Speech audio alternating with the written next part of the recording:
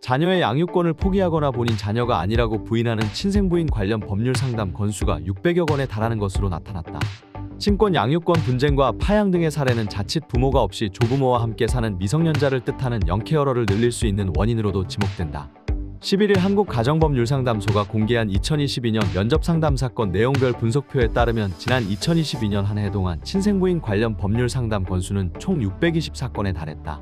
친생부인 상담 건수만 64건, 친권 양육권 관련 상담 건수는 305건, 양자 관계의 인연을 끊는다는 의미를 지닌 파양 상담 건수는 31건, 부모가 사망했거나 보호자가 없는 아이를 후견한다는 의미인 미성년자 후견 관련 상담 건수도 224건에 달했다.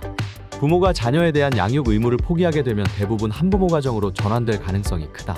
이 경우 미성년 자녀는 조부모 품에서 자라는 경우가 상당수를 차지한다. 부모의 경제 활동 등으로 인한 현실적 문제 때문이다. 이후 조부모의 건강 악화로 인해 되려 미성년자가 몸이 아픈 조부모를 돌보는 영케어러로 전락하는 악순환을 우려하는 목소리가 나온다.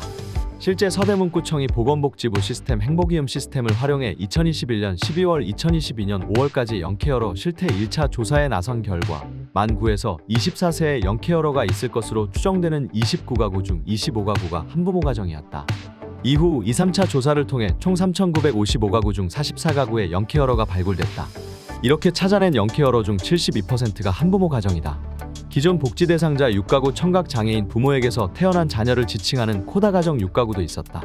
서울시가 지난해 4월 19일 발표한 영케어러 실태조사에 따르면 가족 돌봄 청년으로 추정되는 900명 중 30%가량이 중고등학생 또는 대학생인 것으로 나타났다. 900명 중 대학생은 12%, 중고등학생은 16%인 것으로 조사됐다. 이들은 학업 또는 취업 활동에 전념해야 할 시기에 가족 돌봄을 맡으면서 경제적 어려움을 겪을 가능성이 높다. 성인은 69%, 학교 밖청소년은 3%이었다. 성별로는 여성이 66%로 남성보다 더 많았다. 가정 내 돌봄 노동이 여성에게 쏠리는 경향이 반영된 것으로 보인다.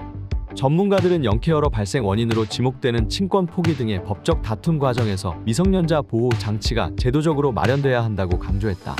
신정찬 한국아동복지협회 회장은 여성경제신문과 통화에서 각자의 사정으로 인해 친권을 포기할 수밖에 없는 상황은 있겠지만 무엇보다도 아이에겐 잘못이 없다는 것을 인지해야 한다면서 친권 포기 이후 아이를 보호할 수 있는 법적 장치를 체계화해야 한다고 말했다. 이어 특히 아동복지 현장에선 파양 즉 입양 후 아이의 양육을 포기하는 사례가 많은데 가장 큰 문제는 파양 피해 아동의 사례 관리가 되지 않고 있다면서 아이의 친부모 혹은 입양 부모의 정보 등도 마련되어 있지 않고 아동보호시설 혹은 다른 가족 등에게 대책 없이 보내는 경우가 많다. 따라서 부모의 결정으로 인한 아이의 거취가 불명확해질 경우엔 법적 결정 단계에서 아이의 거취를 명확하게 정해주는 장치 마련이 절실한 상황이라고 제언했다.